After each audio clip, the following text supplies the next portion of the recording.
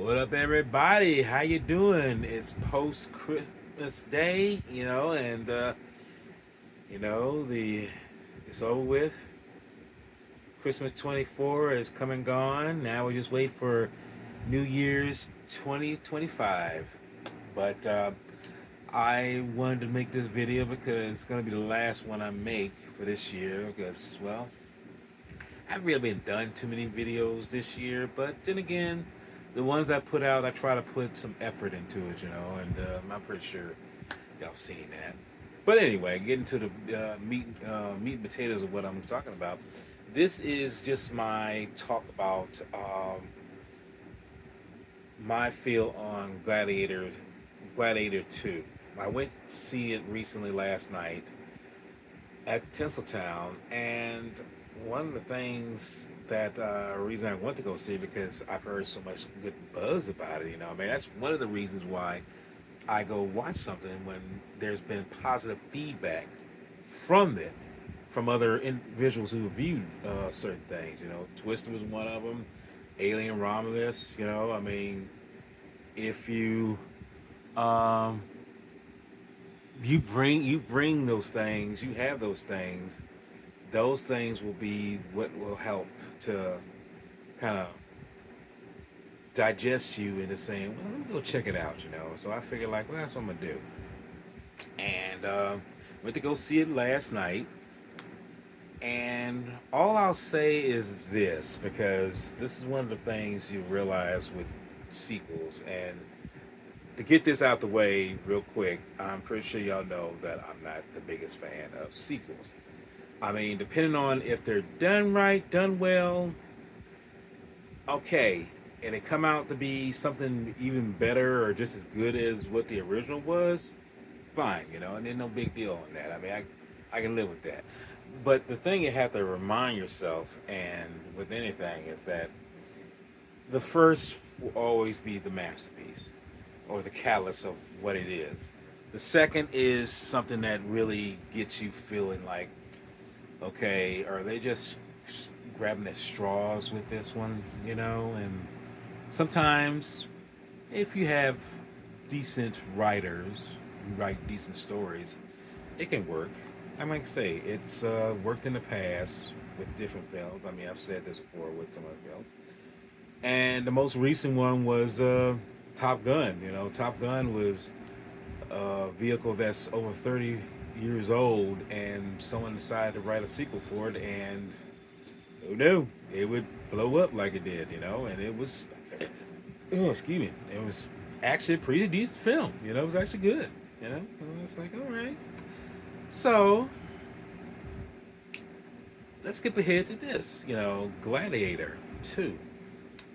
Seen the original Gladiator, and it was what it is. It's a pretty good film, pretty decent about how corruption corrupts absolutely. No, how's I saying? Absolute corruption corrupts absolutely. Well, same rule applies here, but here's the question: is why would we need this when we saw that Maximus pretty much took out what's needed to get Rome to be something decent again? Well, this is why I say good writing comes into play with anything. And the writers on here kind of reflect that on real life. Real life. And before I go any further, let me just say what I feel about the film in general. I thought it was a pretty decent film. I actually enjoyed it. I actually enjoyed it. Liked it for what it is. Is it better or about as good as the first one? It's up there. I mean, it's not the greatest, but it's still got potential. And as someone was saying, the part that Denzel Washington plays, he definitely killed it. He definitely killed it in this. I'm like, I gotta give him to him. He's like, whoa, he really ate it up. He ate the scenes up that he was in.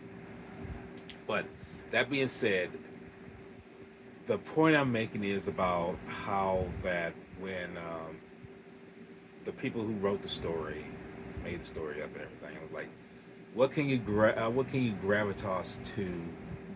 to that will actually makes some sense.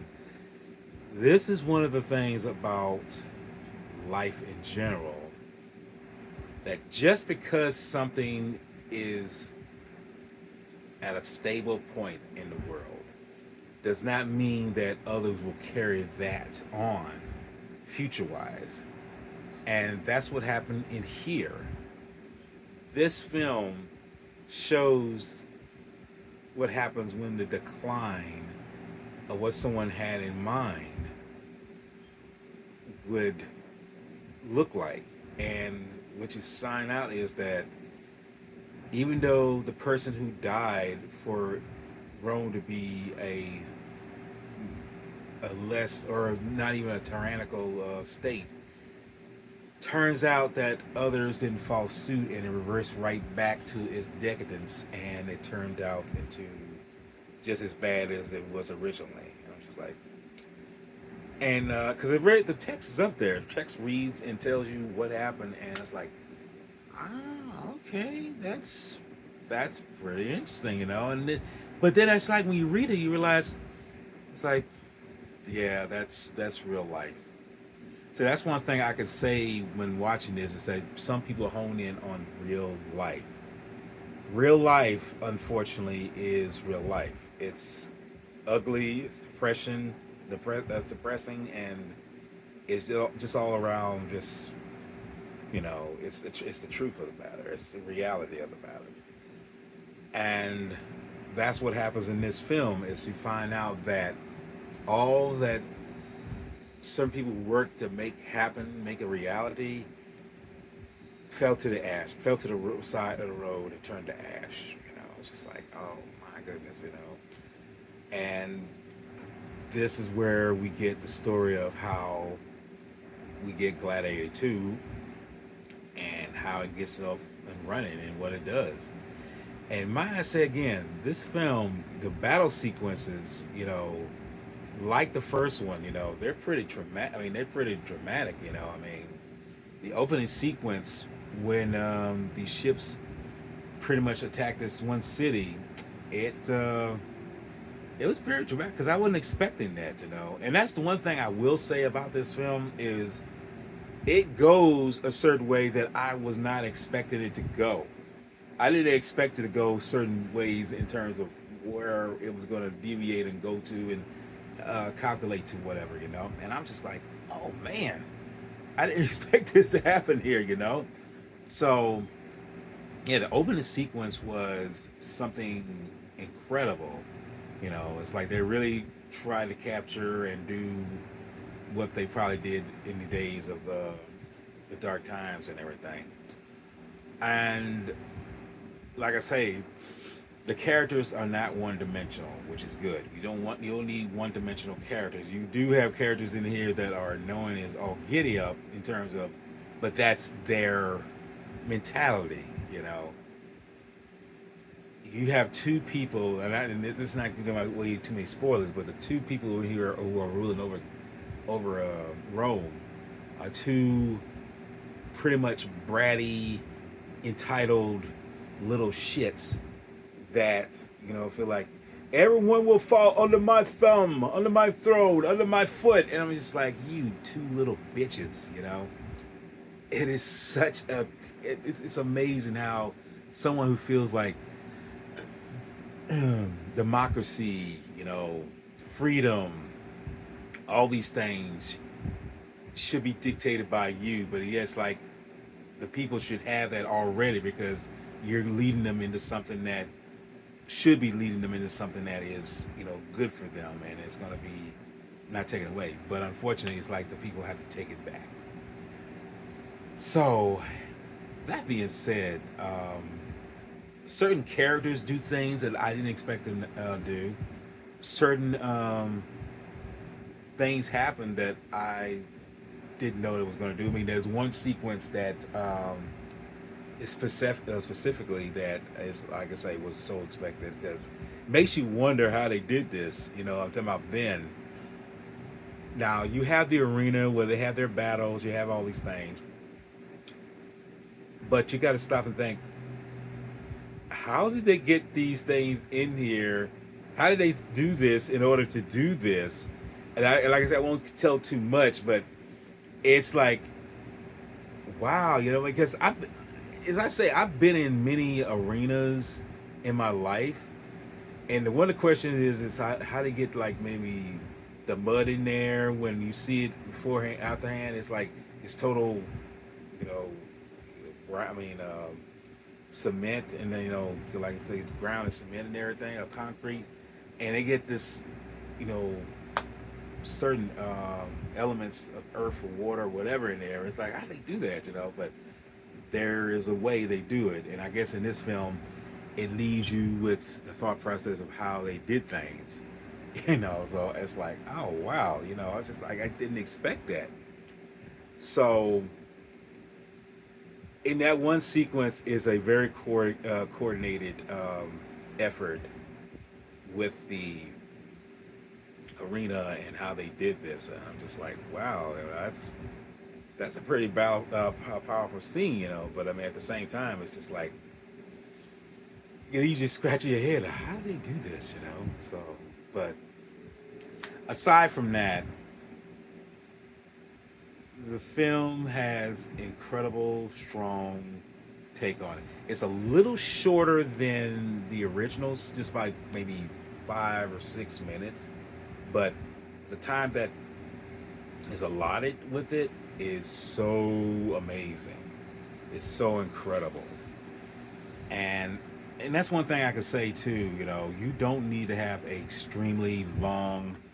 You don't have to have an extremely long picture in order to express what you're trying to say. Now, if it's shorter than what it is, you think like, oh, I want more of this, but it's enough to say get the story by and show how it's supposed to be and what is need to be said. Like one person told me that there might be room. It's like they laid in a sense of a sequel for this. And to be honest, I gotta say, I didn't really see that in this picture. I didn't really see what this person was talking about, because I was kind of like, there's a level of there might be a sequel to this to the story, but I'm like, really? You think so? I mean, maybe it is. I mean, it's possible. I mean, anything, but I for this didn't see it. I didn't really see what that person was talking about. I was kind of like, because that was the thing I was looking for. I was looking for what they were saying, but I personally didn't see it. I mean, I didn't feel it. I mean, it may, but if that's the case, it's going to be another few years until that happens. But again, as I say, I don't see no ramifications of that. I don't see no birth of that. I don't see anything that coming to light. But then again, it's like you never really know. I mean, it's like maybe it was so well hidden or just so in there that you just don't see it. So who knows? I mean, maybe like I say, maybe in a few years we'll get to see, because somebody was saying something of talks of a sequel, but I guess in the end we'll wait and see what that might be. I mean, because anything's possible, and I wouldn't mind seeing it. I wouldn't mind seeing that. I'm just because, like I say again, sequels, prequels, or anything of a film is something I'm not a big fan of, and but that's only if they do it well. That's all they do. I mean, one great example of a prequel that would be not the films that came before it, but Rogue One. Rogue One surprised the hell out of me, and it was a great example of that. Okay, you take a small concept and blow it up, and it becomes a big, outcome that you didn't expect, and that's what I expect for something like that. I expect that with a film. It's like I didn't expect that to be as good as it was. And kind of like this one, I didn't expect it to be as good as it was. But I mean, it's like I say, it's not the greatest, but I still enjoyed it for what it is. And like I say, and I feel this will be my last film for this year, because I don't think there's anything else that I feel is worthy of watching, personal opinion. Although, I mean, anyone could disagree about what I might say about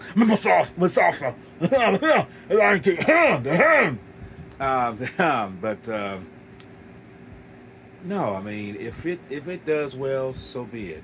But doing if it's something else is doing better than what that is, Sonic 3, that to me is what you gotta realize. I mean, that's that thought process, and hopefully, this film really does well in terms of giving Denzel a Oscar nod. Although I'll be honest with you, I've kind of given up on the Oscars. They pretty much are dead to me. Like any other awards show, they don't mean anything to me anymore.